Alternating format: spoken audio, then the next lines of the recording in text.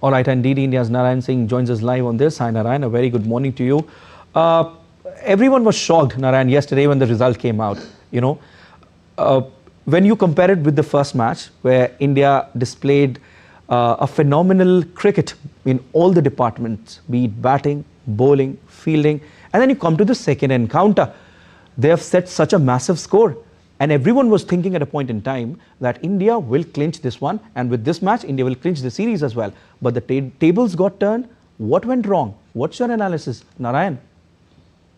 Siddharth, very good morning. If you take a look in the first match too, it was a high-scoring thriller, and that match was, we earlier also discussed that it was the highest aggregate run score between India and South Africa in that match, and it has turned another thriller. We can say that after scoring 358, it was very difficult for any team to lose the match. But we know the conditions was not up to the mark. We know that there was a dew, and India, again, the toss was not in the favor of the India. India losing the toss for the consecutive 20th time. Yes.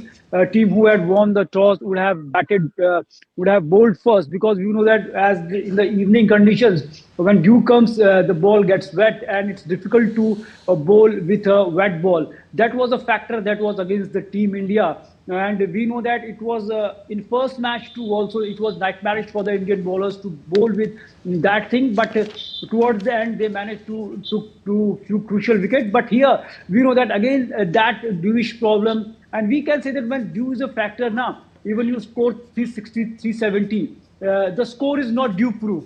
That's the fact with that match.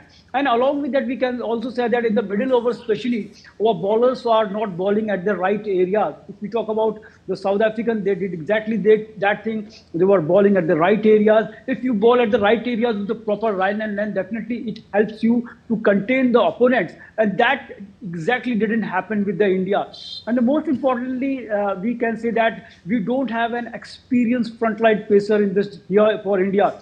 Prasidh Krishna was there. He was too expensive. If you take a look, his economy is more than 10, and Harshal too also above 7. So in missing the senior pros like Jasprit Bumrah, even we can say that the selectors should focus on selecting the player like Mohammad Shami too, who is a veteran of the game. We know that what kind of impact he can bring in the game. Also, we take a look, Siraj is also not there. All the three frontline pacers were not there. In the absence of those pacers, definitely we can say that the new generation or the rookie pacers were not able to deliver in the conditions, and you have to understand the match condition too. So that was lacking in our pace department, especially if any of the three senior pacers, whether it is Siraj, whether it is Bumrah, whether it is Shami, would have been that the story would have been different. So that was the key difference between the two sides, and missing the catches is the big factor. The way Yashasvi Jaiswal missing the catch of the Markram in his 50s, and he went on to score a massive 100. That the match-winning knock that trumped the hundreds from the Rituraj Gaikwad and the Virat Kohli. So that was the key difference, I think. So if that would have been a story, definitely India would have an upper hand and would have clinched the series yesterday only.